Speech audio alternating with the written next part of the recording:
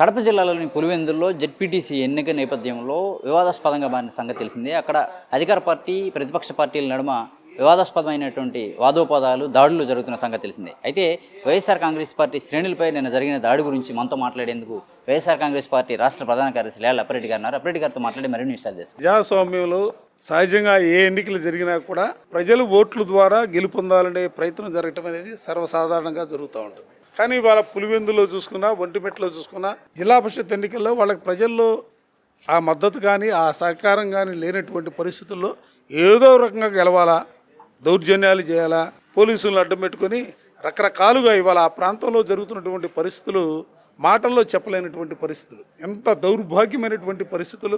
ఓటర్లను బెదిరిస్తూ ఉన్నారు, అక్రమ కేసులు బనాయిస్తూ ఉన్నారు, బైండ్ ఓవర్ కేసులు పెడతా ఉన్నారు, నాయకులు వెళితే నాయకుల పైన దాడులు చేస్తున్నటువంటి పరిస్థితులు కూడా మనం చూస్తూ ఉన్నాం.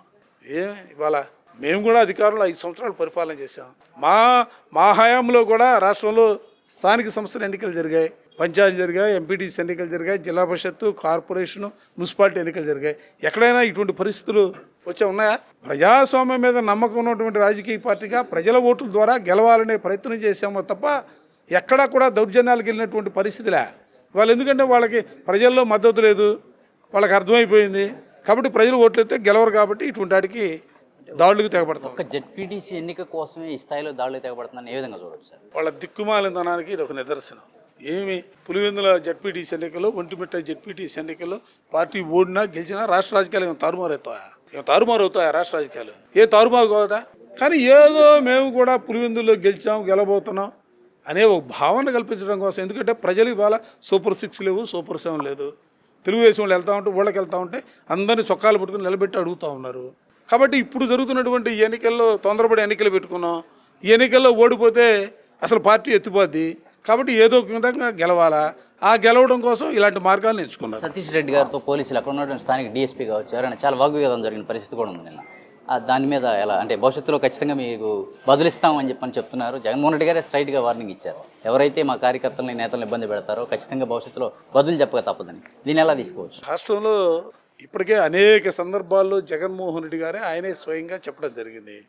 కొంతమంది అధికారులు కాకి చొక్కా మరిచి పచ్చ చొక్కా వేసుకొని తిరుగుతూ ఉన్నారు. ఆ పచ్చ చొక్కా వేసుకున్నప్పుడు అంతా పచ్చదనంగా కనబడతా ఉంది. ప్రతిఫలం ఇప్పుడు ఎందుకంటే వాళ్ళ విఘ్నతగా వదిలేస్తూ ఉన్నాం, మేము చెప్పినట్టుగా ఇవాళ సాగిస్తూ ఉన్నారు. ఆ సాగింపు దానికి చివరిలో కనపడుద్ది. ఆ కనపడేది ఏందనేది వాళ్ళ విఘ్నతగా వదిలేస్తూ ఉన్నాం. చివరిగా సార్ లీగల్ సెల్ ఆఫీస్ కూడా ఓపెన్ చేశారు వైసీపీ నుంచి. దీని నుంచి ఎటువంటి సహాయం అందించే అవకాశం ఉంది కార్యకర్తలు కాకుండా?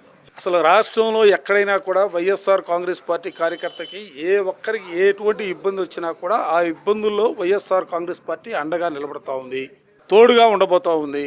వాళ్ళకి కావాల్సినటువంటి సహాయం అందించడానికి నాయకులు వెళ్ళాల్సి వస్తే నాయకులు వెళ్తా ఉన్నాం, కోర్టులకు వెళ్ళాల్సి వస్తే ప్రత్యేకంగా లీగల్ సెల్ ఆఫీసుని తెరిచాం.